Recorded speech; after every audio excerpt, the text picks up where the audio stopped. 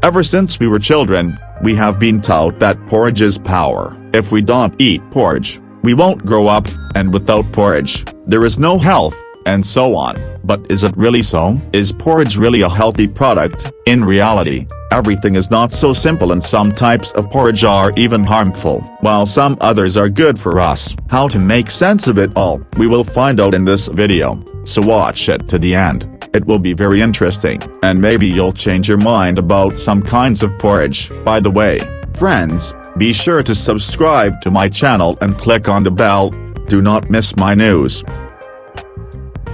First, I'll make a point that is very important to understand. There are no products in nature that are absolutely perfect. There are no products that are useful in every way and have no flaws whatsoever. At the same time, there is no perfect evil. That is, there are no foods that are only harmful and no good. Some products have more pros than cons, and some, on the contrary, more minuses than pluses. And in this video, we'll take a look at which porridges have more advantages and which porridges have more disadvantages.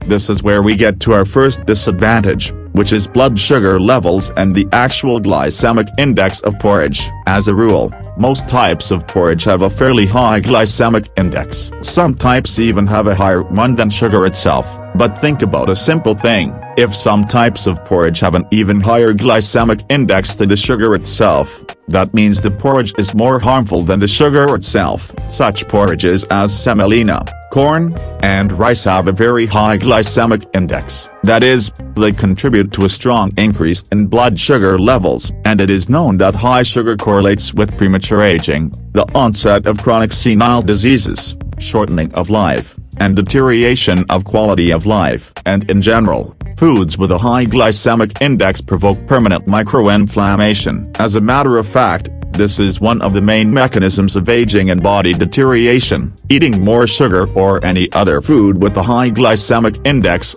we age faster and get sick more often. In terms of the glycemic index, the most undesirable cereals are corn, semolina, and rice. And the most desirable, that is, where the glycemic index is lower, are pearl, pea, and buckwheat. However, it is worth saying that the glycemic index there is not that very low. It's just that relative to other porridges, it's not very high. But it should be understood that all porridges are carbohydrates. The glycemic index also depends very much on how we cook it. For example, whether we add sugar or not. Very often sugar is added to porridge. This increases the glycemic index. But if we add oil to our porridge, we know that by adding fats to our diet, the glycemic index will go down. We can also cook our porridge in different ways. We can boil it well so that it is all boiled and soft. Then, too, the glycemic index will increase, because this product will be much easier for the stomach to break down and the intestines to digest. More quickly the same energy will enter the bloodstream. Or we can cook it a little bit undercooked, which means buckwheat, that's not really soft, but a little bit hard, like pasta has al dente. So make it al dente and then the glycemic index would be lower. And another interesting trick, this is if we cook porridge with milk. Porridge cooked with milk has a higher glycemic index. The next thing to know is gluten or gluten. The whole world is in a frenzy and mania around gluten. Many are fighting it, many are giving it up. Really, it's proven that about 1 or 2% of the world's population has a very serious gluten intolerance. These people should absolutely not eat gluten. The other 98% of the population can eat gluten. It doesn't cause any acute and obvious effects, but the point is that allergies can be overt, obvious allergies as well as hidden and invisible to the person. So we may not know how many of these people who can tolerate gluten normally actually have latent allergies and gluten intolerance unnoticed by the person.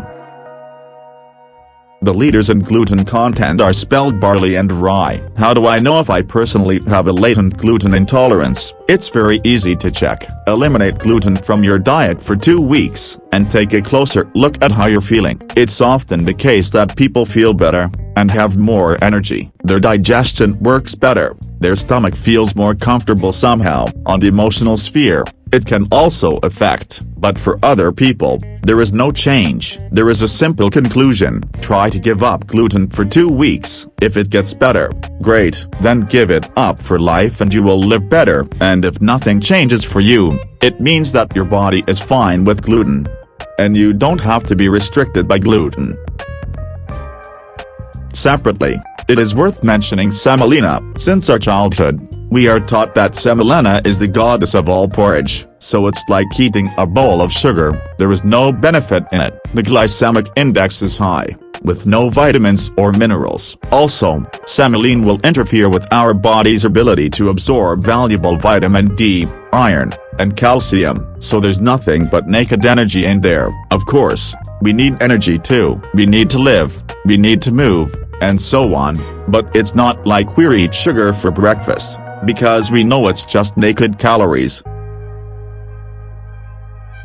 Rice porridge. It should be said that polished rice is not a healthy product. In fact, processed rice is not a source of vitamins and minerals, but simply a source of calories with a high glycemic index. Moreover, everyone knows the creeping properties of rice and the products made from it. Rice greatly inhibits our intestinal motility, which is actually not healthy. Generally speaking, of all foods, rice is the fastener champion. It's the most fortified, and intestinal stasis is a very undesirable thing because if we rarely go to the toilet, food gets stuck in our intestines. Subsequently, it can even begin to ferment and decay there. And this is fraught with intestinal diseases, up to and including cancer. That's why the intestines must work like clockwork. He must be in tone. He must have strong dynamic motility, and you don't want to fix it with rice.